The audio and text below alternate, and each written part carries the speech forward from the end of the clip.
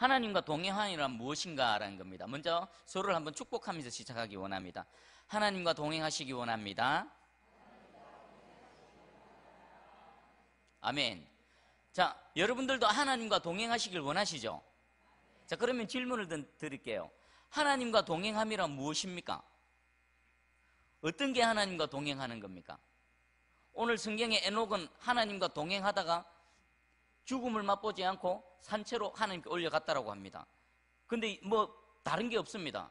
도대체 에녹이 어떠한 삶을 살았기에 하나님과 동행했다라고 표현이 되어지고, 또 어떠한 삶을 살았기에 이 인생들이 맞는 죽음을 맛보지 않고 하나님께 올라갔는가? 그 관건은 뭡니까? 하나님과 동행함이죠. 우리는 어떻게 하면 하나님과 동행할 것인가 라는 것보다도 먼저 본질적으로 하나님과 동행하는 것이 무엇인가, 이걸 먼저 깨달아 알아야 됩니다. 오늘 말씀을 통해 이 본질적인 이 동행이 무엇인가 깨닫는 은혜가 있기를 주님의 이름으로 축복합니다. 자, 우리 창세기 5장 전체를 보면은 아담으로부터 그 노아까지 계보가 쭉 나오죠. 10대의 그 족보가 쫙 나오는데 특징이 무엇입니까? 그죠? 계속 반복되는 게 있습니다. 누구는 몇 살에 누구를 낳고 또 몇 살까지 누구를 낳다가 그리고 죽었더라. 그 아들도 또 언제 몇 살에 누구를 낳고 또 살다가 또 몇 살에 죽었더라. 자, 이게 계속 반복되어집니다. 자, 그러면 하나님은 거의 아담에서부터 10대 그 노아까지 거의 1000년의 세월을 몇 문장, 그러니까 한 페이지 안에 다 담아 넣어버립니다. 우리 인생은 어떻습니까? 여러분 개인의 삶을 돌아보면 얼마나 복잡다단합니까? 근데 우리가 이 인생의 삶을 바라보는 관점과 하나님께서 이 창조하신 그 피조물, 인간들을 바라보는 관점이 조금 다른 것 같습니다. 우리 인생들은 어떻습니까? 내가 사는 동안에 무엇을 이루고 무엇을 하고 무엇을 취득하고 무엇을 내 것으로 소유하고 여기에 온통 관심이 있는데, 하나님의 관심은 무엇입니까? 이 피조물인 내 이 피조물, 하나님의 백성이 또 다른 경건한 자손을 놓고 그렇게 살다가 가는 거. 그러니까 하나님의 관점은 이겁니다. 사는 동안에 하나님을 알고 하나님을 예배하고 하나님을 섬기다가 또 대를 이어서 믿음의 경건한 자손을 또 낳게 하고 그가 하나님 안에서 살아가게 하고 나는 지고 또 그가 믿음의 계보를 이어가고 그가 또 경건한 자손을 낳고, 하나님은 오직 관심이 이것밖에 없습니다. 그래서 말라기서에 2장 15절에 그에게는 영이 충만하였으나 오직 하나를 만들지 아니하셨느냐, 어찌하여 하나만 만드셨느냐, 이는 경건한 자손을 얻고자 하심이라. 이것이 하나님과 동행하는 또 핵심적인 요소이기도 합니다. 자, 내일은 무슨 날입니까? 수능시험이죠. 자, 수능시험 때 되면은 그 시험 치는 부모님들은, 대한민국의 대부분 부모님들은 뭐 합니까? 안 믿는 사람들은 그 시험 치고 있는 시간 내내 어디에 가 있습니까? 대부분 절에 가 있고, 또 어떤 사람들은 교문 앞에 가 뭐 합니까? 엿 던져 놔놓고 떡 갖다 발라 놔놓고 그 앞에서 뭐 합니까? 추운데 하루 종일. 자, 그럼 믿는 사람들의 부모는 뭐 합니까? 하루 종일 교회에서. 자, 제가 솔직히 오래 세상에 있다가 교회 이제 부교육자로 이렇게 해보니까 교회에서 수능 시험 날만 되면은 하루 종일 이렇게 막 교육자들 2시간씩 넣어가지고 하루 종일 기도를 시키더라고요. 솔직히 좀 거부 반응이 생기더라고요. 무엇 때문에 거부 반응이 생겼냐면은, 저는 바깥에 있어 봤지 않습니까? 바깥에 있는 사람들이 시험 칠 때 그 자녀들을 위해 했던 그 마음의 동기와 교회 안에서 예수 그리스도를 믿는다는 그 부모들이 하루 종일 기도하는 그 마음의 동기와 별반 다르지가 않더라는 겁니다.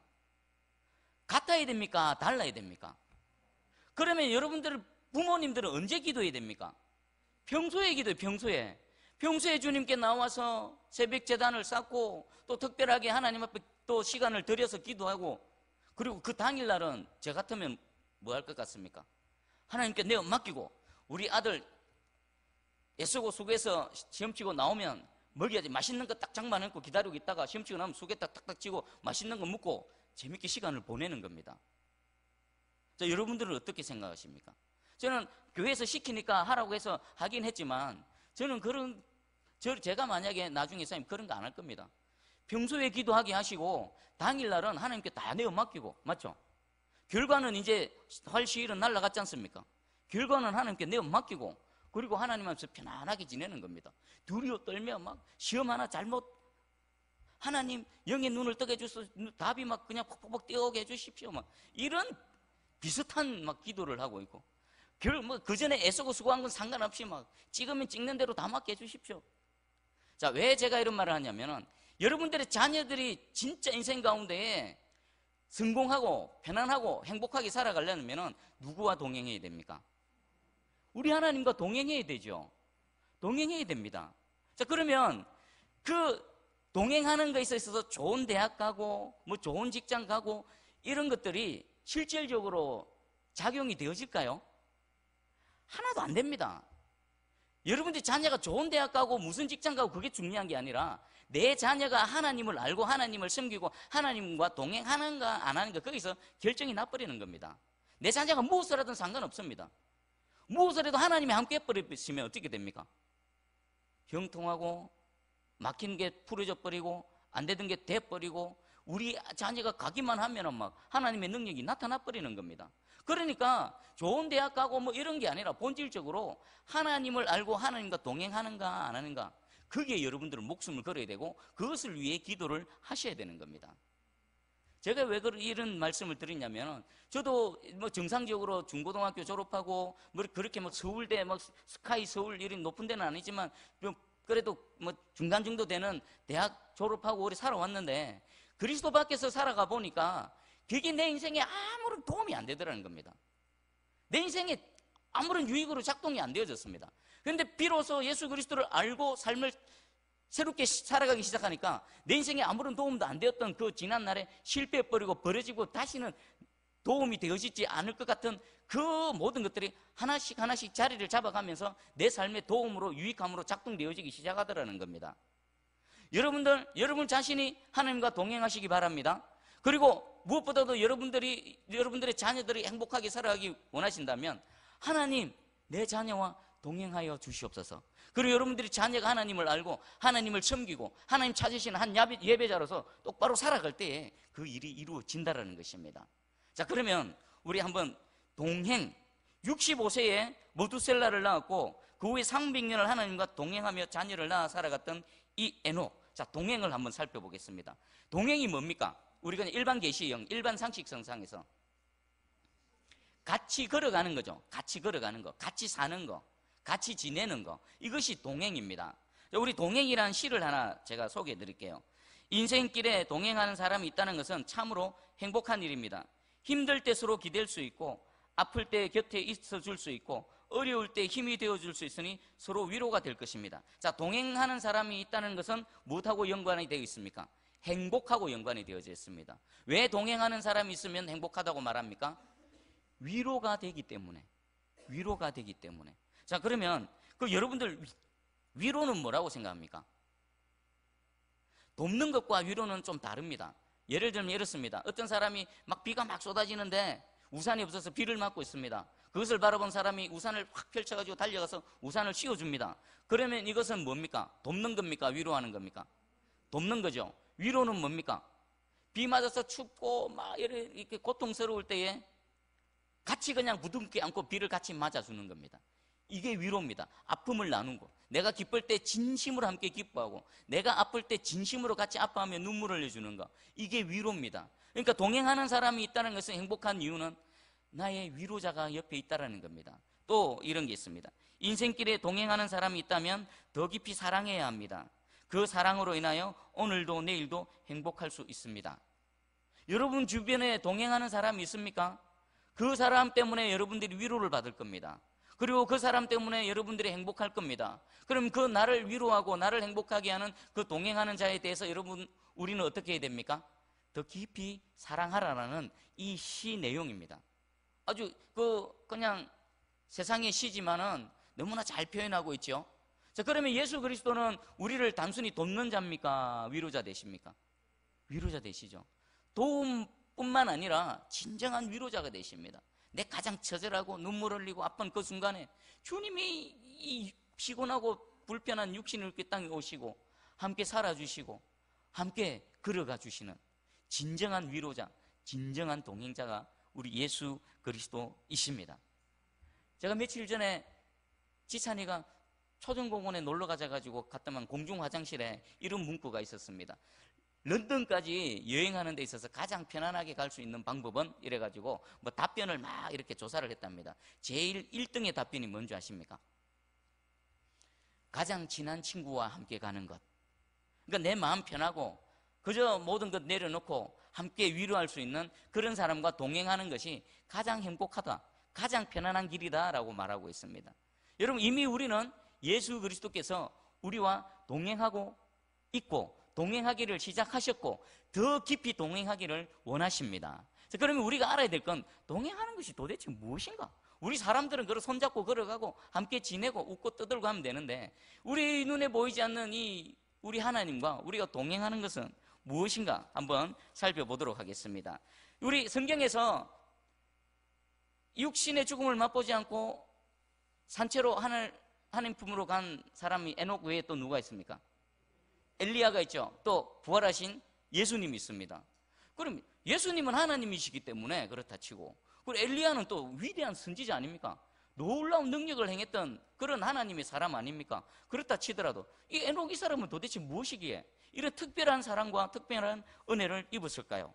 그 키포인트는 뭐냐? 22절입니다. 우리 22절을 한번 같이 읽어봅니다. 자, 시작. 머두셀라를 낳은 후 300년을 하나님과 동행하며 자녀들을 낳았으며. 자, 머두셀라를 낳은 후에 그 에녹의 삶을 보면은 전후로 나눠집니다. 성경에서는 에녹의 삶의 전과 후를 무엇으로 나눕니까? 기준을 그 아들 머두셀라를 낳은 전과 후로 얘기합니다. 그러면 우리가 유추해 볼 수 있습니다. 에녹의 머두셀라를 낳기 전의 삶은 어땠을까요? 평범했습니다. 그냥 일반 사람들처럼 평범했습니다. 그런데 머두셀라를 낳은 이후에 달라져 버렸다는 겁니다. 무엇이 달라졌을까? 자, 열쇠는 어디 있겠습니까? 그 아들 머두셀라에게 있습니다. 머두셀라를 낳은 후에 에녹의 인생이 확 달라져 버렸는데 그 머두셀라를 낳은 후의 삶을 하나님께서는 하나님과 동행했다라고 표현하시는데, 그러면 그 키포인트는 어디 있느냐? 머두셀라 그 아들에게 있습니다. 자, 여러분 혹시 머두셀라 이름의 뜻이 무엇인지 아십니까? 예, 알려드리겠습니다. 머두셀라 이름의 뜻은 그가 죽으면 심판이 임한다는 겁니다. 자, 한번 생각해 보십시오. 사랑하는 아들을 낳았습니다. 여러분 보통 사랑하는 자녀의 이름을 지을 때 어떤 것을 근거로 해서 무슨 기준으로 이름을 지어줍니까? 복된 이름, 축복된 이름 이런 거죠. 근데 지금 이 머두셀라 이름은 복된 이름입니까? 어찌 보면 저주에 가깝죠. 그럼에도 불구하고 에녹은 그 아들 이름을 머두셀라, 네가 죽으면 세상이 심판을 받는다, 네가 죽으면 세상이 끝장난다. 그러니까 한번 생각해 보십시오. 그 에녹이 그 아들 이름 머두셀라를 부를 때마다, 그리고 주변 사람들이 머두셀라를 부를 때마다 머두셀라 머두셀라 할 때마다 네가 죽으면 세상이 끝장난다, 네가 죽으면 세상이 끝장난다라고 계속 외쳐졌을 것입니다. 이것은 무엇을 의미할까요? 그리고 머두셀라가 성경에 등장하는 인물 중에서 가장 오래 살았죠. 969살 969를 살았습니다. 자, 그가 죽었을 때에 무슨 일이 일어났을까요? 노아의 홍수 심판이 있었습니다. 그러면 노아의 몇 살에 그 홍수 심판이 있었습니까? 노아 600세죠. 그러면 노아 600세요. 그때 머두셀라는 몇 살이라고요? 969세죠. 그러면 머두셀라와 노아가 함께 살았던 세월이 몇 년입니까? 적어도 300년 이상이 되죠. 그러면 우리는 여기서 노아가 노아 되올 수 있었던 이유를 알 수 있습니다. 노아는 적어도 300년 이상을 무엇을 들었습니까? 저 머두셀라가 죽으면 세상이 끝장이 난다. 그래서 100여 년 전에 하나님께서 노아에게 찾아와가지고 방주를 지어라, 내가 세상을 물로 썰어버릴 것이라고 했을 때 노아는 무엇을 알았을까요? 머두셀라가 죽으면 심판이 임할 것인데 심판하는 방법은 몰랐는데 하나님이 찾아오셔서 물로 심판해 버리실 거다니까 이미 끝장날 건 알았는데 하나님이 이제 잠시 후에 얼마 후에 물로서 이 땅을 심판하실 거구나라는 것을 그때 알았다는 겁니다. 하나님은 노아를 그 이전부터 에녹에서부터 준비를 해오시고 머두셀라를 통해서 준비해 오시고, 그럼 에녹과 머두셀라와 라멕과 그 가문들은 에녹 위에 어떤 삶을 살았을까요? 전체가, 그 후손들이 요거 하나를 두고 살아왔단 겁니다. 에녹 아버지가 막 매일매일 외쳤습니다. 세상을 향해 머두셀라 머두셀라, 내 아들이 죽으면 세상에 심판이 온다. 이 죄악된 세상 하나님이 썰어버리실 것이다. 너희 죄악된 인간들아, 불의에서 떠나서 하나님께로 돌아오라. 의의 길로 걸어가라. 이런 삶을 살지 않았습니까? 머두셀라가 그런 삶을 살았습니다. 그 후손 라멕이 그리 살았습니다. 노아가 그것을 알고 방주를 지으면서 말했습니다. 머두셀라 점점 늙어져 가는 것을 노아는 봤습니다. 세상 사람들에게 보여주면서 머두셀라를 봐라, 이제 얼마 남지 않았다. 하나님께서 노아의 이 방주를 지으라고 말씀하셨다. 조금 있으면 물로서 썰어버리실 것이다. 돌아오라, 회개하라, 구원의 방주로 나오라. 에녹과 머두셀라와 그 위에 그들의 삶은 오직 이것 하나를 외치는 삶이었습니다. 그런데 세상 사람들은 어째서 믿었습니까? 아무도 안 믿었습니다. 비웃고 조롱했습니다. 자, 그러면 하나님과 동행함이란 무엇입니까? 정리를 하면 이것입니다. 하나님의 마음과 뜻을 아는 겁니다. 머두셀라를 딱 내치워가지고 머두셀라라고 이름을 지으라고 하셨을 때에 에녹은 그 하나님의 말씀을 믿었습니까? 안 믿었습니까? 믿었죠. 하나님이 특별하게 찾아오셨고 특별한 계시를 에녹에게 말씀하셨을 때 에녹은 그 말씀을 믿었습니다. 그리고 머두셀라라고 이름을 지었습니다. 그리고 머두셀라라고 평생 외쳤습니다. 그리고 당사자인 머두셀라는 또 어떻습니까? 얼마나 많은 사람들이 조롱했겠습니까? 이름이 머두셀라가 뭐고, 그 많은 이름 중에 머두셀라가 뭐고, 그럼에도 불구하고 그 하나님의 계시를 끊임없이 전파하고 외치는, 하나님의 마음과 뜻을 알고 그리고 하나님의 마음과 뜻을 이루어드리는 삶, 그리고 하나님의 그 마음과 뜻을 마지막에 뭐까지 해야 됩니까? 전하는 거, 아는 거, 살아내는 거, 전하는 거, 요 세 가지가 하나님과 동행하는 삶입니다. 자, 그러면 여러분 이 말씀과 여러분 자신을 되돌아보십시오. 여러분들은 지금 하나님과 동행하는 삶을 살아가고 계십니까? 아니면 전혀 모르고 그냥 엉뚱한 삶을 살아가고 있지는 않습니까? 여러분 지금 천년 만년 될 것 같습니까? 아니면 이제 말세가 다 된 것 같습니까? 주님 오실 그날이 다 된 것 같습니까? 다 됐습니다. 다 됐습니다. 머두셀라, 예수 그리스도의 십자가를 통해서 주님은 지금도 외치고 있고 수많은 하나님의 사역자들을 통해 머두셀라 외치고 있습니다. 여러분들 그 삶을 살아가고 있습니까? 이 땅이 다인 것처럼, 이 땅에서 온통 누릴 것 다 누리고 소유하고 살아갈 것처럼, 이거 아무것도 아닙니다. 하나님 분명히 말씀하십니다. 너희가 하나님을 알고 하나님의 뜻을 이루어드리고 그 하나님 마음을 전하는 거, 그게 너희 존재 이유다. 그리고 그것을 위해 살아가야 한다. 이 땅은 아무것도 아니다. 잠시 잠깐 눈 깜짝할 사이에 그냥 어떻게 되어질지 모른다. 이 말씀으로 나는 과연 하나님과 동행하는가 한번 되돌아보시기 바랍니다. 자, 그러면 한 걸음 더 나가겠습니다. 구체적으로 그럼 이제 어떻게 하는 것이 하나님과 동행하는 것인가? 우리 일반 상식선상에서 제가 정리를 해봤습니다. 우리가 같은 길을 동행하기 위해서 제일 먼저 첫 번째 갖춰져야 될 조건이 뭡니까? 같은 길을 걸어가야 되죠. A, B, C, D가 있습니다. 길이 같이 가려면은, A라는 길로 같이 가려면은 동행하려면 어떡합니까?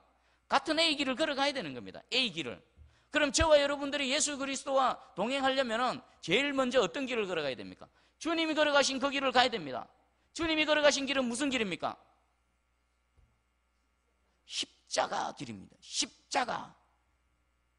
예수 그리스도 믿는 거 만만한 거 아닙니다. 그냥 입으로만 그냥 믿습니다 하면은 모든 게 해결되는 게 아닙니다. 동행하는 거 그리 쉽지 않습니다. 에녹같이 동행하는 게 쉽고 하나님의 특별한 은혜를 입는 게 쉽다라면 이 수십억 인구, 아니죠, 헤아릴 수도 없죠. 수천 년 동안 에녹 시대부터 지금까지 있었던 인간 중에 그 특별한 은혜를 입고 살아서 하늘로 올라간 사람이 에녹, 엘리야, 예수님 세 명밖에 안 되지 않습니까?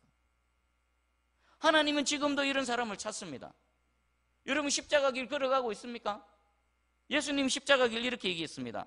마태복음 16장 24절에 이에 예수께서 제자들에게 이르시되 누구든지 나를 따라오려거든 자기를 부인하고 자기 십자가를 지고 나를 따를 것이니라. 누구든지 제 목숨을 구원하고자 하면 잃을 것이요 누구든지 나를 위하여 제 목숨을 잃으면 찾으리라. 이 주님이 걸어가신 길은 고난의 길입니다. 희생의 길입니다. 섬김의 길입니다. 억울함의 길입니다. 세상에 존재했던 인간 중에 가장 억울한 일을 당한 분이 누구십니까? 예수님이시죠. 예수님만큼 억울한 일을 당하신 분은 없습니다. 예수님만큼 고난 당하신 분도 없습니다. 예수님만큼 누구를 섬겼던 1분 1초도 자신을 위해 살지 않았습니다. 남을 위해 살아가셨고, 기도하는 모든 순간도 자신을 위해 기도한 게 없습니다. 설령 자신을 위해 기도한다 하더라도 그 자체가 자신을 위한 것이 아니라 자신을 통해 이루실 하나님의 뜻을 위해 기도했던 겁니다. 십자가의 길입니다. 여러분, 주님과 동행하는 그 첫 번째 방법, 주님 가신 그 길을 걸어가는 거, 이거 안 되면은 애시당초 시작 자체가 안 됩니다. 맞죠? 동의하십니까? 십자가 길 걸어가야 됩니다. 여러분, 자신을 부인해야 됩니다. 조금만 자존심 건드리면, 조금만 비상하면 눈빛이 막 살벌해지고 얼굴도 안 쳐다보고 저런 괘씸만 하면서 어떻게 하든지 틈만 있으면 갈바버리려고 하는, 교회가 더 심합니다. 여러분 모르죠? 여러분 계속 교회 안에서만 살아가시니까 모르죠? 저는 바깥에 있다가 교회 들어와 보니까 더 심합니다. 절대로 용서 없습니다. 이해가 안 됩니다. 차라리 세상 사람들이 낫습니다. 길바닥에 노가다 뛰고 술 한잔 먹고 하는 사람들이 훨씬 낫습니다. 욕하고 맥살 잡고 싸우더라도 그날 저녁에 술 한잔 막걸리 한잔 마시면 풀어버립니다. 털어버립니다. 그 다음날 다시 웃고 만납니다. 근데 교회에는 그게 없습니다. 왜요? 자기를 부인하지 않기 때문입니다. 십자가에 안 죽었습니다. 예수님만 계속 십자가에 못 박아놓고 자기는 그냥 밑에서 막 돌아다닙니다. 동행 시작도 못한 겁니다. 십자가 길 발도 못 디딘 겁니다.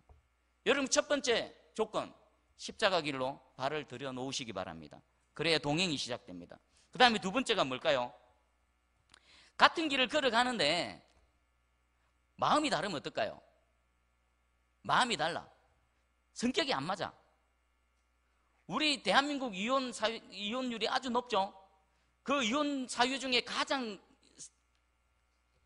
많이 하는 말이 뭡니까? 저 인간하고는 도대체가 성격이 안 맞아서 못 살겠다. 그건 무슨 말입니까? 마음이 안 맞는 거죠. 처음에는 부모님이 그리 뜯어 말려도 얘야 저 보니까 저 사랑 구실 못하겠다. 네 시집 가면 평생 고생이다. 가면 안 된다. 아닙니다. 나 저 남자 아니면 머리 깎고 막 보따리 싸서 도망이라도 갈 것처럼 해가지고 결혼했는데 막상 살아보니까 아닌거라. 성격이 안 맞아. 이러면서 이혼해버리고, 결국 뭡니까? 마음이 맞지 않으면 처음에 같이 길을 간다 하더라도 중간에 어떻게 됩니까? 갈라서게 되는 겁니다. 갈라서게 되는 거. 그러면 우리가 가져야 될 마음은 어떤 마음일까요? 예수 그리스도의 마음입니다. 주님의 마음입니다. 겸손의 마음입니다. 온유의 마음입니다. 사랑의 마음입니다. 주님과 같은 이 마음을 갖고 있을 때 우리는 그 시작한 그 길을 계속해서 걸어갈 수 있습니다. 박정진 권사님, 주님의 마음으로 지금 여기까지 걸어온 줄 저는 확실히 믿습니다. 더 주님과 동행하는 삶이 되어지기를 주님의 이름으로 축복합니다. 그런데 이 마음이 내가 생각하고 내가 애쓰고 노력한다고 생길까요? 우리 안에는 선한 거 없습니다. 아무리 제가 제 자신을 되돌아보고 막 한번 뒤져봐도 내 안에는 선한 게 없습니다. 그럼 우리는 어떨 때 이 주님의 마음을 갖고 어떨 때 이 선한 마음을 가질 수 있을까요? 하늘로부터 부어질 때입니다. 하늘로부터 이 선한 마음, 하나님의 마음, 주님의 마음이 내게 부어져야만 됩니다. 그럼 우리는 무엇을 해야 됩니까? 주님께 계속 내 자신을 내어놔야 됩니다. 예배의 자리에 끊임없이 나와야 되고, 기도의 자리에 끊임없이 내 자신을 내어놔야 되고, 찬양하며 말씀 붙들고 주님 안으로 계속 들어가야 됩니다. 그때 하늘 문이 열리고 위로부터 선한 것들이 우리에게 부어지는 겁니다. 자, 그런 의미에서 보면 내년도 2017년도 예배를 회복하자, 이거 아주 중요합니다. 예배가 회복 안 되면요 아무것도 안 됩니다. 하나님은 정해놓은 장소, 정해놓은 방법대로 하나님 우리를 만나 주십니다. 어디서 만나 주십니까? 제단에서 예배를 통해 만나 주십니다. 그럼 우리가 하나님을 만나지 못하면 어떻게 됩니까? 죄사함도 없고 은혜도 없고 또 뭐 능력도 없고 그냥 세상 가운데 그 더러운 때 가운데 이리 뒹굴고 저리 뒹굴다가 그냥 죽어져 가는 겁니다. 여러분들 예배를 회복하시고 주님의 마음을 받기 위해서 끊임없이 기도의 자리에 나오셔서 여러분 존재 자체를 하나님께 내어놓으십시오. 그때 사랑의 주님이 우리를 덮어주시고 주님의 마음을 우리에게 부어주셔서 그 시작한 십자가의 길을 계속해서 같이 걸어갈 수 있도록 하나님 힘주시고 능력을 더하여 주실 것입니다. 자, 그 다음에 마지막 세 번째입니다. 뭐겠습니까? 이제 같은 A 길을 같이 걸어갑니다. 마음도 서로 잘 맞습니다. 와, 너무 기쁩니다. 근데 가는 것도 중요하지만 마지막에 우리는 어디까지 가야 됩니까? 목적지까지 도착해야 됩니다. 목적지까지 도착해야 돼. 그러면 마지막 최고 중요한 거, 같은 목적이어야 되죠. 목적지가 같아야 됩니다. 내가 같은 길을 걸어가다가 마음도 잘 맞습니다. 그런데 목적지가 다르면 어떻게 됩니까?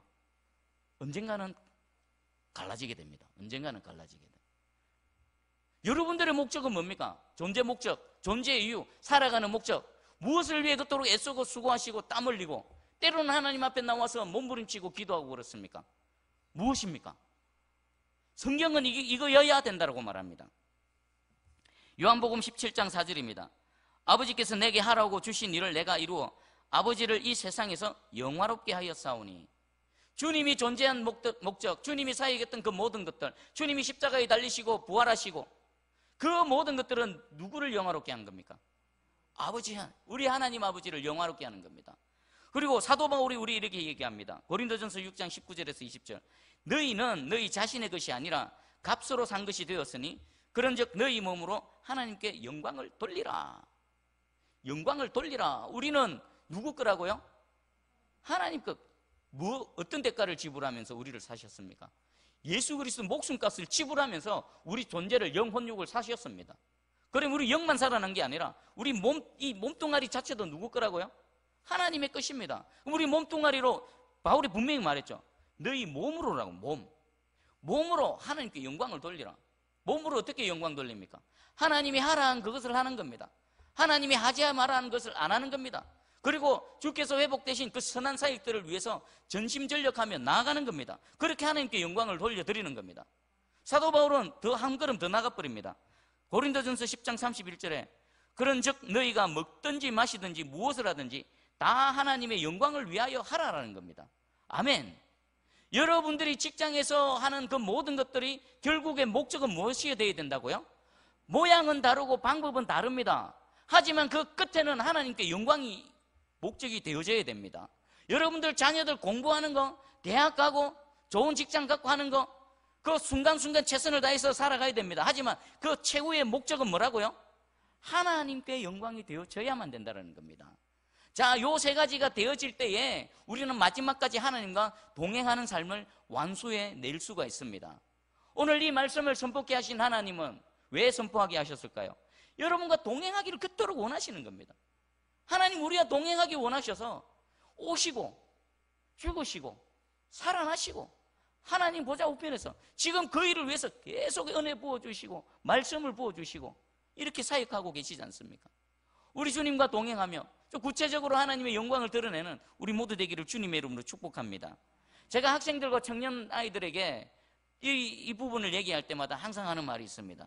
지금 하고 있는 일에 최선을 다하고 애쓰고 수고해라.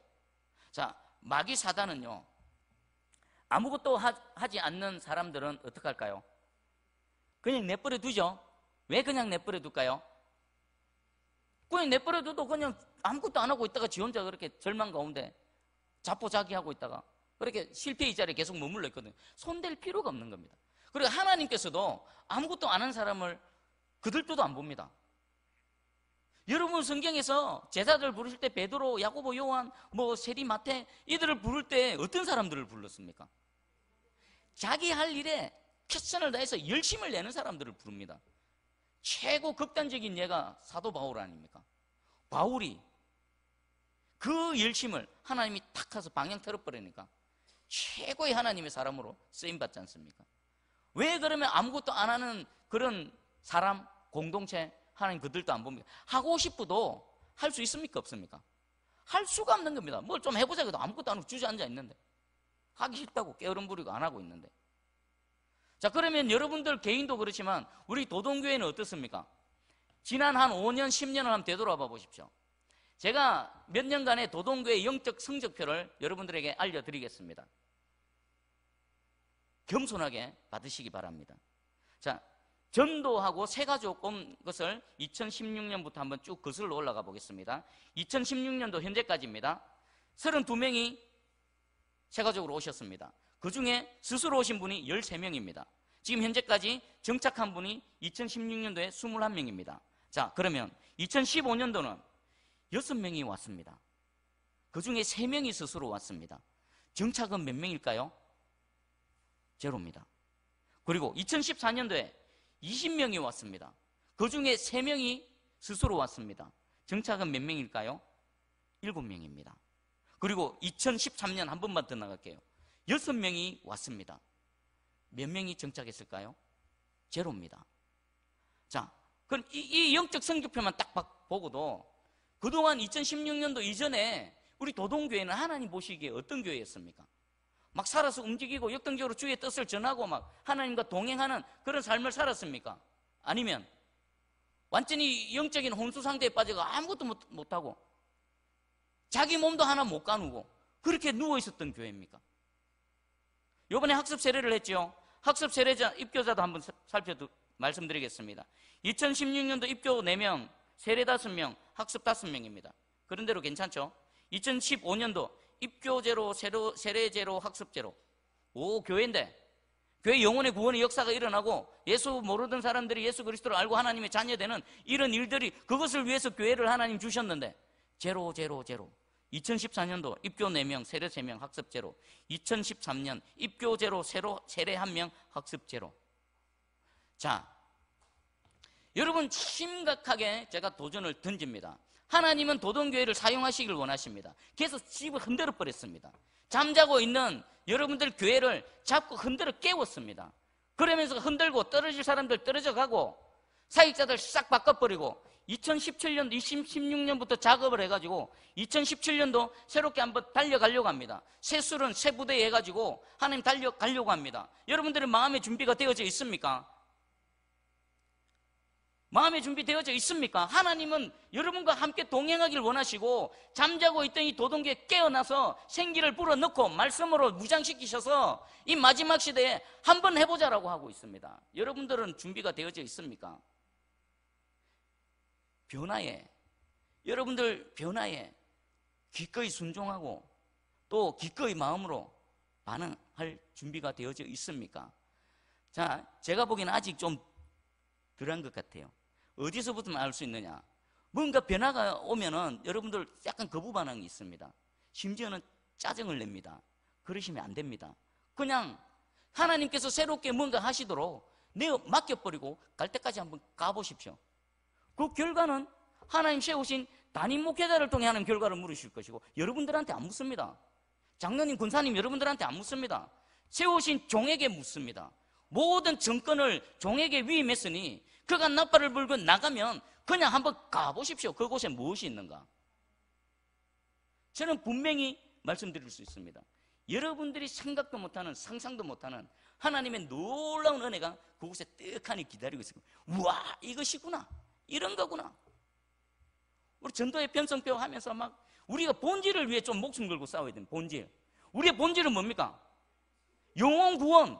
그 영적인 악한 마귀 사단과 생명을 걸고 한판 승부를 걸려야 될 거 아닙니까? 근데 전도에 막 한 살 올라가도 뭐 이런 거, 거기 무시라고. 그냥 정해진 기준대로 해가지고 가면 되고 안 늙습니까? 올해 안 올라가면 내년에 또 올라가야 되는데 그게 무시라고 그래 하고 있습니까? 전도회 왜 전도회 존재합니까? 전도회가 뭐 하는 데입니까? 전도하는 데 아닙니까? 올해 2016 전도 각각 전도회 전도 몇 명 했습니까? 그것 갖고 몸부림쳐야 됩니다. 전도회 회원들하고 어떻게 하면 2017년도 좀 우리 존재 목적에 좀 잘 존재할 수 있을까? 하나님과 동행하며 하나님의 영광을 담아낼 수 있을까? 그것을 하나님께 기도하고, 그리고 또 회의 너무 많이 하지 마십시오. 기도하십시오. 기도. 하나님은 기도를 통해 우리에게 아이디어를 주십니다. 기도할 때에 반짝거리는 창조의 능력을 우리에게 주십니다. 회의하면 뭐합니까? 계속 말만 많고 막 분쟁만 일어납니다. 사단이 좋아하는 게 회의입니다. 교회는 민주주의 아닙니다. 신분주의입니다. 하나님의 이 영적 권위 아래 팍팍팍 그냥 진행되어지는 거, 이게 성경을 봐보십시오. 회의 많이 하지 마시고 기도 더 많이 하시고 우리 하나님께서 뭔가 새롭게 변화를 주시려 그러려면 발빠르게 믿음으로 팍팍팍 움직여서 가지고 좀 가볍게 2017년도는 새 일을 행해 나갈 수 있는 우리 도동교회 되어지기를 주님의 이름으로 축복합니다. 그런 교회가 되어지면 유익은 누가 누립니까? 여러분들이 누리고, 여러분들 가정이 누리고, 여러분 직장 사업도 여러분 자녀가 누리게 되는 겁니다. 하나님 그렇게 일하십니다. 하나님과 동행함이 무엇인지, 하나님과 구체적으로 동행함으로 하나님과 동행하는 자의 그 모든 그 은혜와 능력, 그 약속의 말씀들을 받아 누리는 우리 모두 되기를 주님의 이름으로 축복합니다.